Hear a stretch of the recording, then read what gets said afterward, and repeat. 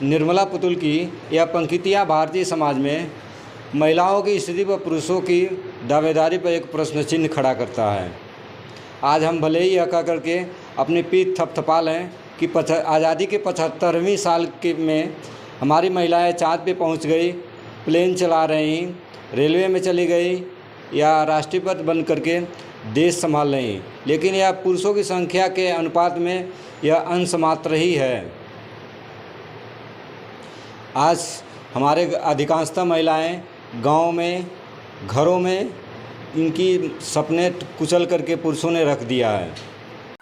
जब जब कोई स्त्री अपनी उपस्थिति दर्ज कराना चाहती है तब तब न जाने कितने रीति रिवाज, परंपराओं, पौराणिक आख्यानों को हवाला दे करके दबाते हुए गुमनाम जीवन जीने पर मजबूर कर दिया जाता है।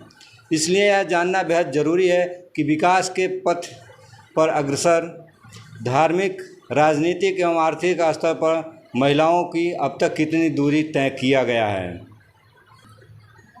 भारत में महिलाओं की साक्षरता पुरुषों की अपेक्षा कम है। आज भी बहुत सारी ऐसी लड़कियां हैं जो पढ़ाई लिखाई से वंचित हैं। जिस समय भारत आज़ाद हुआ 1951 में, उसमें साक्षरता दर मात्र 18.3% थी, जबकि आज पुरुषों की संख्या 77.70% और महिलाओं की संख्या 70.30% है।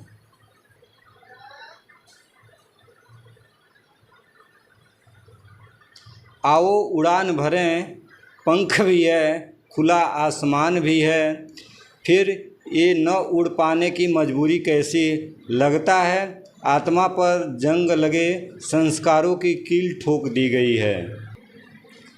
यूं ही फड़फड़ाएं और रह जाएं। आज भी घर की बेटी, बहू, माँ व पत्नी चाहे कितने बड़े ही पद पर काम क्यों न कर रही हो, सभी सदस्यों के लिए खाना पकाने, परोसने की उम्मीद सिर्फ महिला सदस्य से ही की जाती है। भारतीय समाज में लड़कियों को बचपन से ही रसोई घर का काम सिखाने शुरू कर दिए जाते हैं, जबकि लड़कों को रसोई से दूर रखा जाता है। लड़के जिनसे कभी रसोई का काम नहीं करवाए गए, उन्होंने कभी अपने पिता को माँ के साथ खाना बनाते या अन्य घरेलू कामों में मदद करते नहीं देखा। बच्चों को वैसा ही बनाते हैं जैसे उन्होंने अपने परिवार में देखा होता है, जिससे पितृसत्ता विचारधारा एक पीढ़ी से दूसरी पीढ़ी में स्थानांतरित होती रहती है। इसका मतलब यह नहीं कि सभी पुरुष क्रूर और हिंसक हैं। आज भोजपुरी गानों में जिस तरह से औरतों को दिखाया जा रहा है वो अपने आप में शर्मनाक है। तमाम तरह का प्रपंच उठाए, वो जो बगल की शीला है ना, शीला की जवानी, ये करे तो बढ़िया है। यही चाहते हो तुम, कर लो शीला की जवानी, एक दिन शीला भी एनरोल कर लेगी, फिर क्या करोगे? मैं छोड़ने नहीं वाला। दो लोग जब साथ बैठते हैं तो सांस नहीं लेते, या कहते हैं कि सांस लेना साथ बैठने में बाधा है। दो लोग जब साथ बैठते हैं तो उनका दिल नहीं धड़कता, या कहते हैं कि यह धड़कन साथ बैठने में बाधा है। और स्पष्ट समझिए, दो लोग साथ कैसे बैठेंगे अगर दोनों में ही समझने की शक्ति हो ही ना। दो लोग एक दूसरे के बगल में सो रहे हैं, ठीक है, मां सो रही है, बेटी सो रही है, क्या ये साथ हैं? क्या ये साथ हैं? साथ होने के लिए भी क्या चाहिए?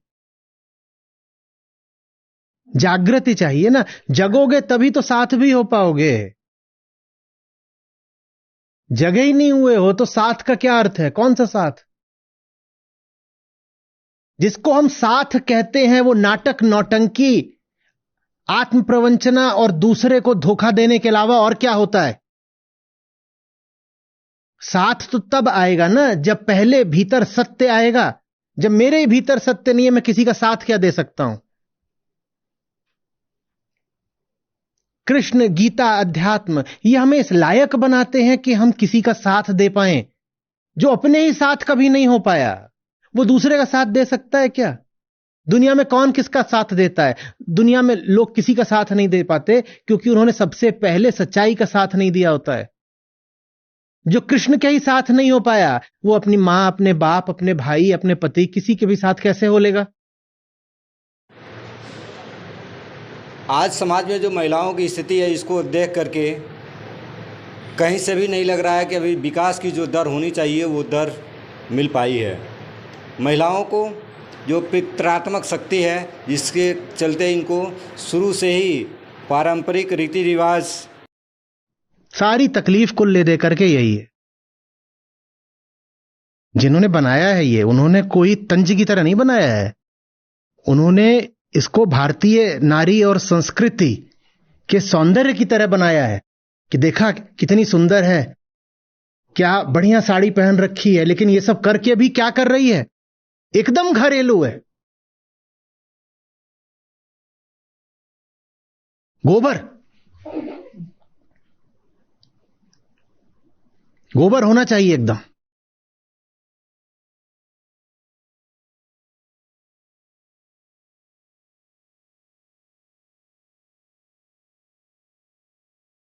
हमें दुश्मन कोई बाहर के थोड़े ही चाहिए।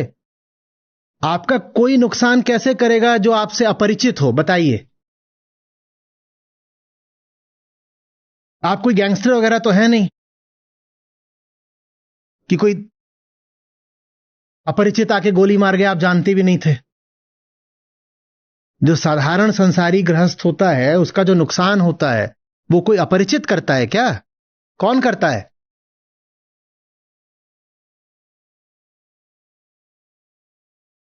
अरे कुछ अच्छा हो रहा है तो सब साथ आओ ना। घर में कोई एक अगर रोशनी की दिशा में चला है तो बाकी लोग उसके साथ साथ चलें, या जो जा रहा है उसकी भी टांग पकड़ पकड़ खींचोगे?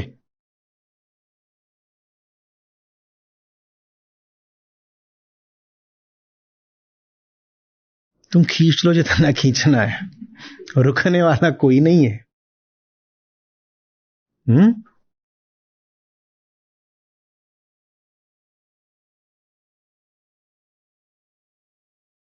कृष्ण है उनका नाम, जिनमें कर्षण होता है, ट्रैक्शन। उनका काम ही है खींच लेना। रोक लो जितना रोक सकते हो। तोड़ के पिंजड़ा एक ना एक दिन पंछी को उड़ जाना है।